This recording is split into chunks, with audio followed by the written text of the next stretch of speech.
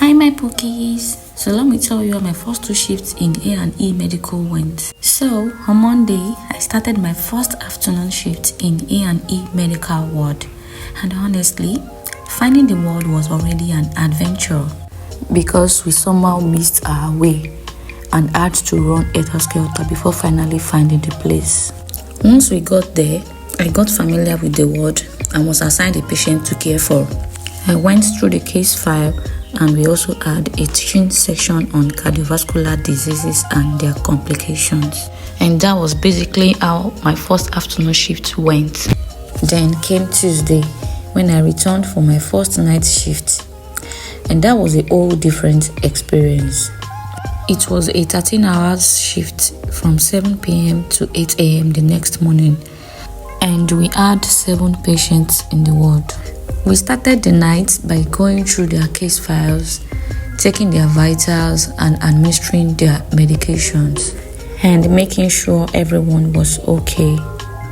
After a while, sleep started creeping in and I was seriously fighting it. So one of my baby girls on duty suggested we take a stroll to say hi to one of our friends in female surgical ward. Unfortunately, by the time we got there, it was already 1 a.m. and our girl had already slept. So we went back to our ward and somehow the sleep in my eyes had disappeared. I mean, that's the goal, right? The cold that night was something else and the mosquitoes definitely didn't help. Gosh. By 6 a.m., we rechecked our patient's vital signs and thankfully everyone was doing fine and responding well to treatment. Then it was time to document because in nursing, if it is not documented, it wasn't done. And just like that, we survived the night. Glory be to God. But of course, the day wasn't over yet. When we got home, we realized the key was with one of my housemates who was on morning shift. So after a whole night shift, guess who had to go all the way back to the hospital for the key? Me.